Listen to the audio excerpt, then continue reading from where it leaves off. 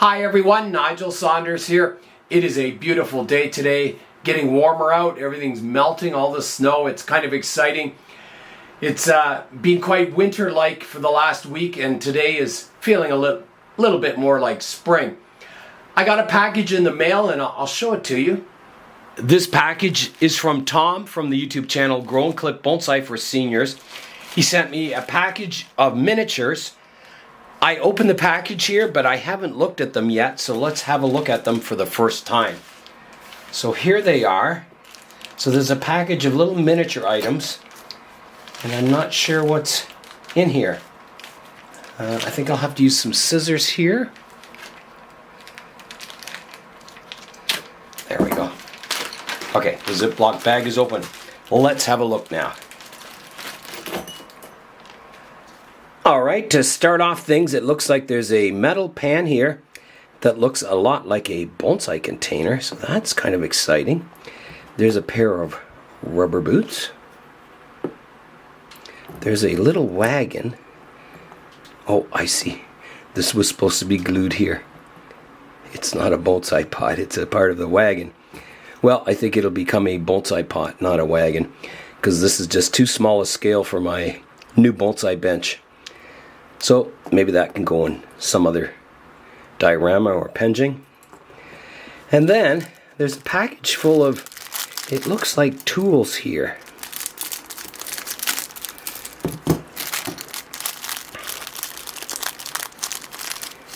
There's a shovel, and they have wooden handles, and it's metal. The end of the shovel is metal, which is quite exciting.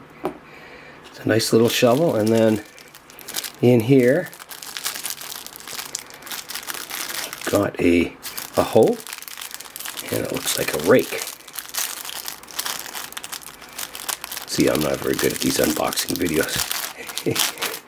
There. Okay, let's get the packaging away. Yeah, so there's a hoe and a rake there, so that's pretty cool. And one more package. This is a little Ziploc package here, which I probably will have a hard time opening. Oh, I got it.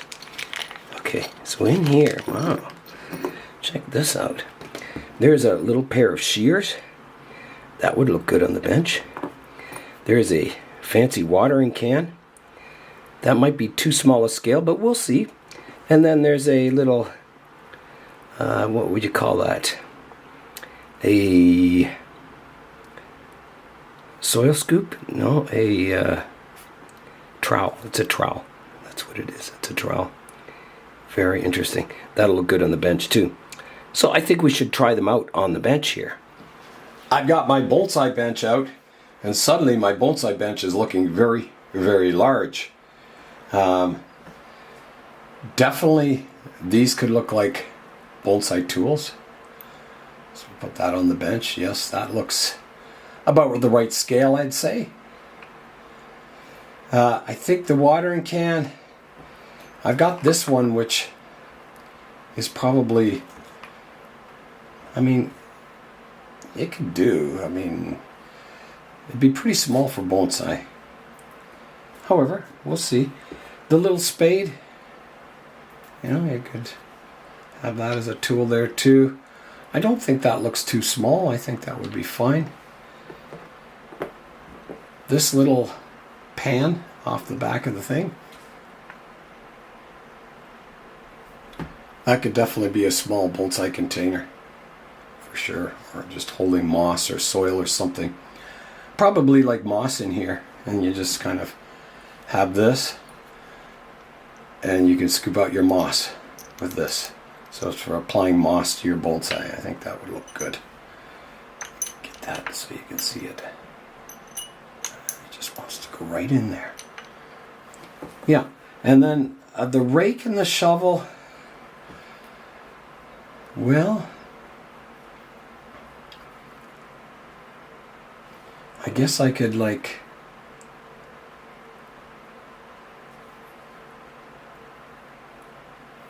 does work, this rake, quite nicely. Maybe with a shorter handle, so it doesn't look like a yard rake, but more of a bonsai tool. That could work on the bench. The shovel, I think I'd have to take a grinder to this and make it like a soil scoop. You know, like this, except with rounded edges. And that, cut the handle off, and that could make a nice soil scoop for a bonsai tool. So I'll keep that on the bench. That could be made to work. And then the little spade here, same thing, I think. You know, that could be used for flattening down the soil on your bonsai. Same thing, I could cut the handle off shorter, make it a hand tool rather than a yard tool. So that can work quite nicely. The rubber boots, I think they're just too small. Yeah, it doesn't suit the scale of this bench. And I think same with this little watering can. It's just a wee bit too small. And same with the wagon. It's just too small also. So yeah, most of the stuff works quite nicely. So I think that's going to be an awesome addition to this bench, you know, having some tools here. I want this to look like someone was working on the bench and then they got called in for supper or something or lunch and they just left everything ready for repotting or whatever. So I'll try and tell a story with this bench if I ever show it, which I probably will. I'm also thinking of maybe getting some linseed oil and just doing the wood on this bench just to give it a bit of luster. Maybe not all the surfaces, but maybe just the main workbench to look like that was being cared for and the rest is just sort of left to weather naturally. On the bottom shelf down here, you see I've got, you know, pots and my watering can. So everything on the bottom shelf here will be tools, pots, watering cans. Like if I had these boots, if they were the right scale, they would look good down there. Yeah, things like that. Maybe, you know, the odd tool down there or something. Yeah, it'll be a fun little project to work on to kind of refine the whole look of the project to make it kind of showable. Thanks very much, Tom. These new items are a wonderful addition to my bonsai bench. I think it's going to help to tell a story. A lot of these other pots are from Tom. The set of 3 up here were all sent to me by Tom. These 2 pots here are from Matt. Matt, who makes the bonsai stands and is into bonsai now. Matt has his own channel, Mattster. This pot was a gift from Isabella, that one. I got this one at the Toronto boot sale. The watering can and all these other things are from thrift stores. So I've got to keep my eye out in the thrift stores for miniature items. You know, maybe a little stool here would look good. Maybe a little t-shirt or jacket hanging off the stool, or maybe some tools hanging off the bench here. I could screw a little hook into the side of the bench. There's lots of possibilities for the future. Kind of detailing this whole diorama to make it look like an authentic bonsai bench. And as I said, maybe someone just got called away for lunch or dinner and everything's all set to do bonsai work. I did pick up this marble pot at the thrift store. I just have to figure out how to get this fake tree out of it and the gravel that's glued down in it without destroying the marble pot. Because it's quite a nice marble pot. I really, really like it. I'm going to try forcing the tree out. See if that works or not. Oh my goodness. I've had this thing for years. It sat outside. I was hoping the rain would soften up whatever glue is holding all this together, but it didn't. It's whatever they've glued it in with, it's a good glue, probably an epoxy or something. So if I can get this tree out of here, maybe I can kind of work away at getting the stones out then. Because it is a nice little marble pot. I really like it. It's got someone's, I think it's someone's signature on the bottom. Maybe not. Maybe it's just machining marks or something, but it's like my signature. Can't tell if it's a scribble or letters. Oh, there's some gravel just came out. Okay. Wow. So the pot isn't hollowed out completely. Just enough to get to glue the stones on top. And this wire must go down into the pot somehow. And I'm not having much luck breaking it. I'm twisting it and wiggling it. There's some more of the stones out. I am making progress, I think. I could just cut it off. I think I'll do that. I'm going to use my restored circle cutters to do it because they need sharpening anyway. Here I go. Oh, there it goes. It pulled out. It was drilled in. I just needed to pull somehow. Somehow it just pulled out. So there you can see how it was carved away. I'll show you a close-up of it all. Here it is. So I think the feet are just carved into it. I don't think they're glued on. I could be wrong, but anyway. So yeah, I would have to hollow this out to plant anything in it, unfortunately. Which I can do. I can use my hole drill down a series of holes and then kind of carve it out. So yeah, I'll get to work on that. The other possibility is it could be turned like upside down on the bottom bench here. Another bonsai pot that's in need of a bonsai. Yesterday's video, the first video I did after being sick with a cold, was supposed to be a small video and it ended up to be a two-part video. It was way too much. So today I'm just going to take it easy. I think I'll just show you a few more updates and that will be it. Let's start with the trees on the miniature bench. So these are newly repotted, these Portulacaria afras, the little mini ones. So far they're looking good. This was a jade that was established already, but I cut it back. It's looking good. These are the jades, the giant jades, the cuttings that Connor gave us, and these are tiny cuttings off of that this was started by Matt, this planting, and he gave it to me. And they're doing really well. So I left this bench out here in the greenhouse since I put it all together. And so these trees have been adapting to the outdoor light. And seems they've made the transition quite well. They're all green and growing. So far anyway. Nothing's keeled over and died. So that's a good sign. My silver maples were coming out in the last video and you can see the actual leaf shape on them now. Very exciting. See those serrated maple style leaves looking really, really good.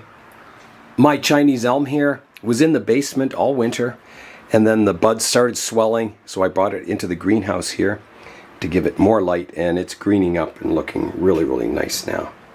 So you can see all the green foliage coming out on it. So that's good.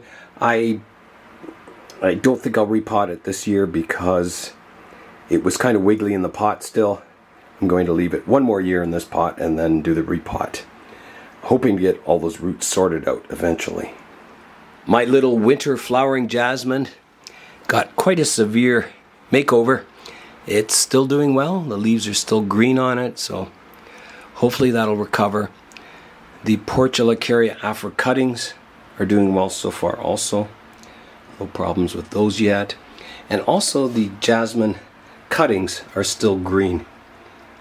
So that's a good sign when they haven't turned brown right away. Shows that maybe there's a chance of them rooting. My